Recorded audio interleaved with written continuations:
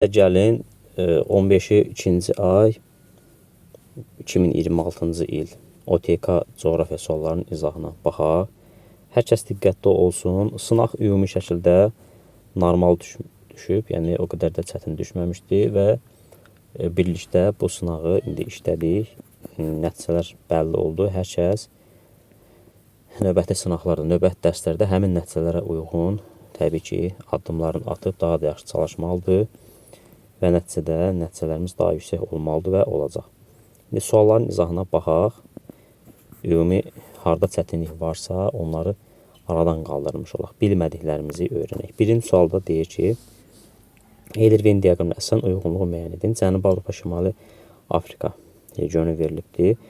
A variantı. Aralıq dəniz iqlim tipinə malikdir. Hər ikisinə aiddir. 3-ə aid olar. Cənubi Avropada da, Şimali Afrikada da subtropik iqlim qurşağının Aralıq dənizi iqlim tipi yayılmışdır. B. Yarımada və adalar üstünlük təşkil edir. Bu fikir Cənubi Avropaya aiddir. B. 1-ə. C. Səhra və yarımsara geniş yayılıb, təbii ki, Şimali Afrikada. D. İnkişaf səviyyəsi daha yüksək olan ölkələr yerləşir. Cənubi Avropa regionuna aid olar. D. Aiddir 1-ə. Yer kürəsində mütləq maksimum temperatur müşahidə olunmuşdur. 58,2, yəni maksimum Şimali Afrika regionunda müşahidə olunmuşdur. 1-ə B-dir, 2-yə C-yə, 3-ə A. D variantı testimizin doğru cavabıdır. 32. Sxemasının hərəkət edən hava kütlələrinin hansı məntəqədə daha az yağıntı vermə ehtimalı olduğunu müəyyən edin. Həmişə biz bunu dəfələrlə dərslərimizdə qeydləmişik. Dağın ətəyindən zirvəsinə doğru doymuş havanın hərəkəti zamanı yağıntını zirvəyə qədər ətəyindən zirvəsinə doğru daha çox verir. Yəni, daha çox dağ ətəyi ortadalıq hissələrə ən çox verir və artıq bu dağın zirvəsini aşıb o tərəfə keçəndə, dağın bu birisi yamacına keçəndə onun ən az yağıntılı halı olur və yaxud yağıntı vermir. Yəni, sxemə əsasən 4-cü və 5-ci məntəqələrdə 4-5 D variantı doğru cavabdır. 33-cü suala baxaq. 33-cü sualda bizə deyir ki, düzgün arıcıllığın verildiyi sıraları müəyyən edin. Dağlar geologiyası geosininkafın mərhələsi. 1. Karpat, Cavan dağı 3-cü mərhələdir. Bu doğru fikirdir. Cavan dağların hamısı bilirik ki, 3-cü mərhələdir. 2. Ural dağları qədimdir, amma 2-ci mərhələ olmaz. Yanlışdır. 3. Ant dağları cavandır, 4-cü mərhələ olmaz. 4-cü mərhələ qədim dağlar. 4. Qafqaz dağları cavandır, 3-cü mərhələdir. Doğrudur. 5. Himalay dağları qədim deyil, cavandır. 5. Yanlışdır. 6. Alp cavan, 3-cü mərhələ doğrudur. Yəni 2, 4, 6, 1, 4, 6 C variant doğru cavabdır. 34. Verilmiş iqlim diaqramına uyğun gələn xüsusiyyətləri müəyyən edin. İqlim diaqramı mülayim kontinental iqlim tipinə aiddir. İqlim diaqramı şimal yarımkərəsi üçün xarakterikdir. Çünki temperaturun xətti yuxarı şimalı göstərirsə, deməli şimal yarımkərəsinə aiddir. Bir də deyir, cənub yarımkərəsi üçün xarakterikdir. Yanlışdır, şimala aiddir. 2. Şərqi Avropa düzənliyi üçün xarakterikdir. Doğrudur. 3. Bu ərazilər şəkər qamışı çəkilir. Şəkər qamışı yox. Şəkər qamışı tropik işlama qurşağının bitkisidir. Subekvator, ekvator iqlim qurşağında daha yaxşı becərilir. Burada şəkər qamışı olmaz. 4. Bu ərazilərdə şəkər çuğunduru və kətan becərilir. Mülayimin bitkilərdir. Doğrudur. 5. Yağıntılar əsasən ilin soyuq dövründə çox düşür. Xeyr, bu fikir yanlışdır. 6. Yay mülayim, qışı soyuqdur. Baxırıq ki, yay aylarında temperatur təxminən 17-18 maksimum dərəcə Selsi, yəni isti deyil, sərindir. Qışı isə -10 dərəcəyə qədər düşübdür. Qışı isə soyuqdur. Yəni 2, 4, 6 D variantı testimizin doğru cavabıdır. Növbəti suala keçdik. 35. Amerika qitəsinin sahillərini yuyan soyuq okean cərəyanları. Kanar cərəyanı Afrika materikin sahilinə yuyan soyuq okean cərəyanı 1 getdi. Kaliforniya soyuq okean cərəyanında aiddir. 3. Falkland aiddir. 4. Peru aiddir. 5. Muson Asiya qitəsidir, sahillərini yuyur. 6. Somali Afrika qitəsinin sahillərini yuyur.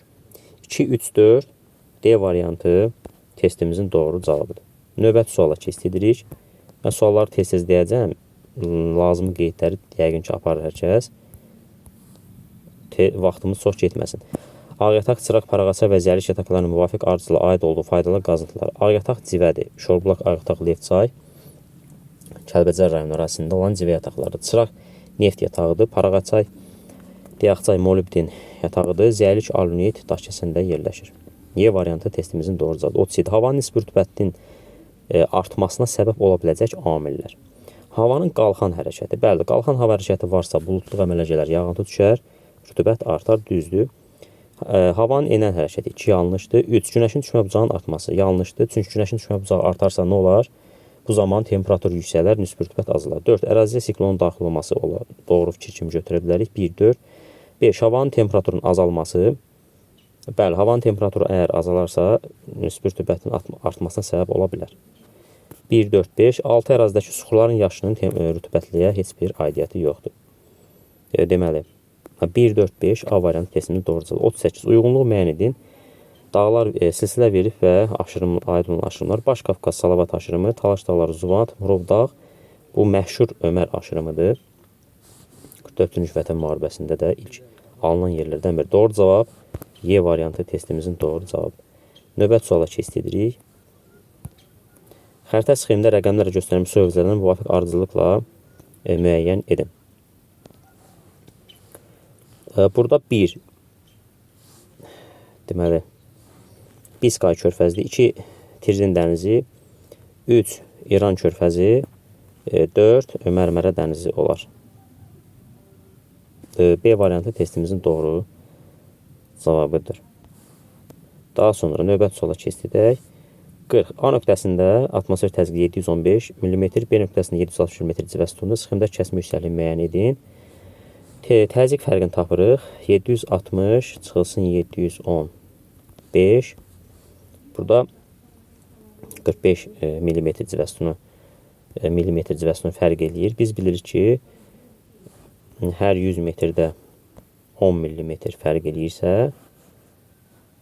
deməli, x metrdə də, daha doğrusu, bəli, hər 100 metrdə 10 mm fərq eləyirsə, x metrdə də 45 mm fərq eləyir. Bu deyilir 450. 450 deməli metr A və B nöqtələr arasında hündürlük fərqi var. Kəsim yüksəkliyi tapmaq üçün aradakı boşluqların sayına bölürük 3-ə. O deyir 150. B variantı testimizin doğru cavabıdır. Növbət suala keçid edirik. 2,5 ton dəniz suyundan alınan duzlu miqdarı 95 kg suyun duzluğu neçə promilli olar? Bu sadə tənasübli çox sadə sualdır. 2,5 tona 95 götürürsünüz. 1 tona isə x götürürsünüz. 2,5 x bərabər 95. 95 də 2,5 bölündə 38. 1 litrə də 38 qram, yəni 38 promil düşər. Növbət suala keçid edirik. Ola bilsin ki, vaxtımız bitər, amma bu sualın ardını mütləq şəkildə qrupda müzakirə edəcəyik. İndi səhifədə də müraciət edənlər daha sonra baxa bilər. 42. Biz yaxınlaşdıraq. Tektonik zonlar verilibdir. Uyğun xüsusiyyətləri müəyyən edin deyir. A. Sürüşmə və ya parçalama daha çox məruz qalıb. Böyük Qafqaz tektonik qalxmasını demişik biz buna. A. Ən qədim suxular rast gələn Kiçik Qafqaz tektonik qalxması. 3-ə B. Tektonik çökmə zonasında Kürd tektonik çökməsi. 2-yə C. Filiz faydalı qazıntılarla zəngindir. Kiçik Qafqaz tektonik qalxması təbii ki, Azərbaycan Ural adlandırılır. Bütün faydalı qazıntılar, yəni filiz faydalı qazıntılar geniş rast gəlinə bilir. Y. Filizçay və Kastaq mineral yataqları mövcuddur. Böyük Qafqaz tektonik qalxması. Deməli, 1-ə A, Y, 2-yə C, 3-ə B-dir. D variant testinin doğru. Sahillər 3 okean dəniz suları ilə yuyulan materiklər, yəni sahillərin 3 okean yuyan materiklər. Dənizi yazıb çaşdırıb. Bunu bir neçə nəfər yanlış yazmışdı, amma diqqətli olmaq lazımdır. Sadə xəritə sualdır. Cənubi Amerikada deməli 2 okeanda olmaz, Avstraliya 2 okeanda olmaz, Antarktida 3 okean, Şimali Amerika 3 okean olar. D variantında Avrasiya təbii ki 3 okean deyil, burada 4 okeanda olmaz. Y variantında Avstraliya olmaz. C variant testimizin doğru cavabıdır. 44. Azərbaycanda külək erosiyanın ən çox yayıldığı ərazi və həmin ərazinin yerli küləkləri. Qobustan, Abşeron, Xəzər və Kila var. A variantı ilə doğru cavabdır. Daha sonra ekvator üzərində aralarındakı vaxt fərqi 24 dəqiqə olan nəyi soruşur bizdən? 2 məntəqə xəritə 30,14 cm məsafə ayırır. Bu xəritənin miqyasını tapın. Bilirik ki, 1 dərəcəni 4 dəqiqəyə dönür. 6 dərəcəni dönər 24 dəqiqəyə.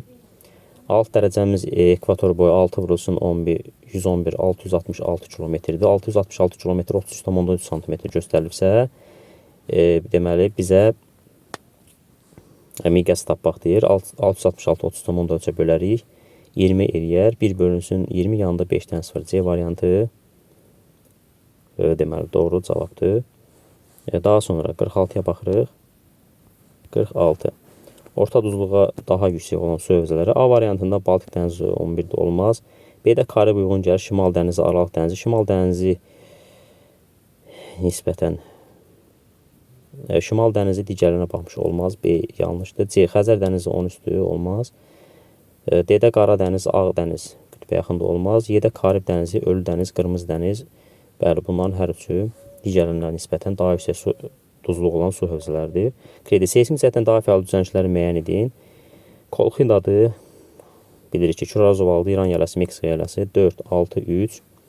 Yəni 3, 4, 6 testimizin doğru cavabı. Bunlar geosinxronda yerləşən ovalıqlar yaylılardır. 48. Buxarlama qabiliyyəti ilə buxarlama arasındakı kəskin fərqinin olduğu ərazilər. Bu deməkdir ki, buxarlama qabiliyyəti yüksək, temperatur çoxdur, amma buxarlandırmağa nəsə su yoxdur. Bu da düzən əraziləri götürərik. Məsələn, 3 gedər burada, 5 gedər, amma 2-dir, 1-dir, 7-dir. C variantı testimizin doğru cavabıdır. Daha sonra temperaturla bağlı, nisbi rütubətlə bağlı. Bunu niyə bax bir səhv olan məqamlar vardı. Bu asan bir məsələdir. Müsbət 20 dərəcə Selsiusda 1 kub metr havanın nisbi rütubəti 30%-dir. Havanın nisbi rütubəti 2,5 artdıqdan sonra havanın mütləq rütubətli müəyyən edin. Yəni qramlarla miqdarı mütləq rütubətlikdir. 30%-dir. 2,5 dəfə artdı. Bu deməkdir ki, 30-u siz 2,5-ə vurmalısınız. Bilirik 75%. Bundan sonra hesablayırsınız. Bilirik ki, 17 qramımız 100%-dir. Bəs neçə qramımız deməli 75%-dir. 75-i də buradan 17-də 100-ə böləndə, 1250-də 100-ə böləndə 12,75 qram eləyər.